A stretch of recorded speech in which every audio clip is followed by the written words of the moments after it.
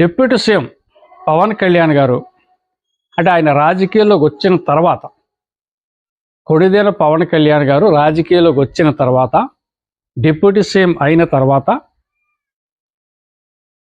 ఈ రాష్ట్రంలో కొన్ని సమూలమైనటువంటి మార్పులను తీసుకొచ్చాడు అతను.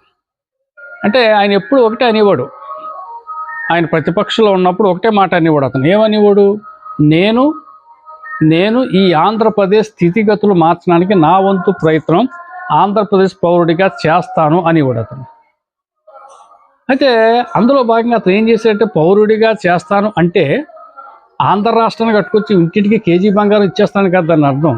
ప్రతి రోడ్డు వెండితోటి రోడ్లు పోసేస్తాను కాదు దాని అర్థం. జనం మైండ్ సెట్ను మార్చేటారు. మైండ్ సెట్ మార్చడం కోసం అతను మంచి ప్రయత్నం చేస్తున్నాడు. అందులో భాగంగా ప్రయత్నంలో ఫస్ట్ ప్రయత్నం అతని నుంచి మొదలు పెట్టుకుంటున్నాడు. మీరు చూడండి, ఫస్ట్ కౌలు రైతులకి సొంత డబ్బులు ఇచ్చాడు. అది చూసి జన సైనికులు ఓకే అని చెప్పేసి ఒక్కొక్కరు కూడా వాళ్ళు సంపాదించిన మిగిలిన వాళ్ళకి వీళ్ళకి పెట్టడం అలవాటు చేసుకున్నారు. ఆ విధంగా రాష్ట్రంలో ఒక ఆరోగ్యకరమైన వాతావరణం ఏర్పడింది. తర్వాత ఇతను పిఠాపురంలో చేసిన తర్వాత, కూటమి ప్రభుత్వం ఏర్పడిన తర్వాత, డిప్యూటీ సీఎం అయిన తర్వాత కూడా ప్రజలకి సేవ చేయాలి, ఎంతసేపు ప్రభుత్వం మీదే ఆధారపడకుండా మన సంపాదన కష్టార్జితం కూడా ప్రజలకు పెట్టాలి అనే ఒక కాన్సెప్ట్ని ప్రజల్లోకి బాగా తీసుకొచ్చిన ఏకైక రాజకీయ నాయకుడు ఎవరు అంటే పవన్ కళ్యాణ్ గారు మాత్రమే. మొన్న వరద బాధితులకు సొంత డబ్బులు ఇచ్చాడు. 6 కోట్ల రూపాయలు సొంత డబ్బులు ఇచ్చేసాడు. సో ఇదంతా ఆయన ఒక మెసేజ్ ఇస్తున్నాడు రాష్ట్రానికి.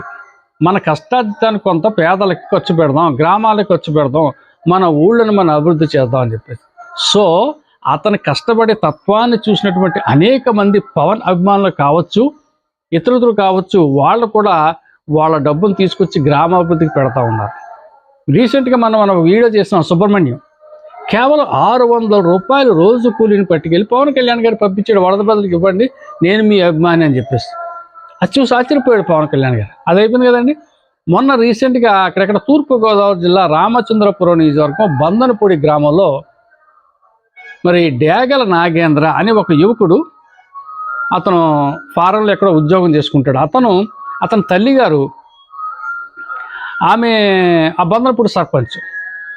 సో అతను ఏం చేశాడు, 1,00,000 రూపాయలు పంపించాడు. పవన్ కళ్యాణ్ గారు పిలుపుని అందుకుని 1,00,000 రూపాయలు పంపించాడు. అది మంత్రి వాసంశెట్టి సుభాష్ చేతుల మీదుగా 1,00,000 రూపాయలు సీఎం సహాయ నిధికి పంపించారు. తిరుమల వేణి ఆమె సర్పంచ్, అంటే నాగేంద్ర గారి తల్లి, ఆమె ద్వారా సుభాష్ గారికి ఇవ్వడం జరిగింది. సుభాష్ గారి ద్వారా సీఎం గారికి వెళ్ళడం జరిగింది. అలాగే ఇంకా ప్రతి చోట పిఠాపురం నియోజకవర్గంలో చూసుకుంటే ఈ సాఫ్ట్వేర్ పనిచేస్తున్నటువంటి కుర్రోళ్ళందరూ కూడా, యువకులందరూ కూడా తన తోచిన సాయం వాళ్ళు చేస్తూ సీఎం సహాయ నిధికి డబ్బులు పంపించారు. విజయవాడ నుంచి కూడా కొంతమంది పంపించారు. ఇంకా ఆంధ్రాలోని కాదు, ఇతర రాష్ట్రాల నుంచి ఎక్కడైతే పవన్ కళ్యాణ్ అభిమానులు ఉన్నారో, జన సైనికులు ఉన్నారో, వీళ్ళందరూ తలో రూపాయి పంపించారు. మొన్నటిదాకా ఇదే డబ్బులు ఇచ్చి డొక్కా సీతమ్మ క్యాంటీన్ కొన్ని చోట్ల ప్రొవైడ్ చేశారు. ఇప్పుడు వాళ్ళు వరద బాధితుల మీద పడ్డారు, వరద బాధితులకు వాళ్ళు డబ్బులు ఇస్తున్నారు. సో దీన్ని బట్టి మనకి ఏం అర్థం అవుతుందంటే, సమాజంలో సేవా గుణం ప్రజల్లో ఇతను అలవాటు చేస్తున్నాడు. ఫస్ట్ ఇది రావాలి.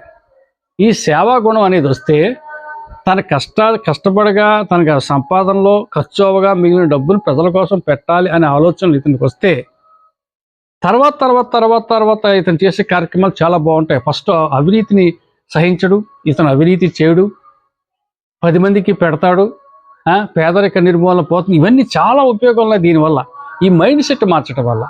సో ఇది సాధించిన ఎవడంటే పవన్ కళ్యాణ్.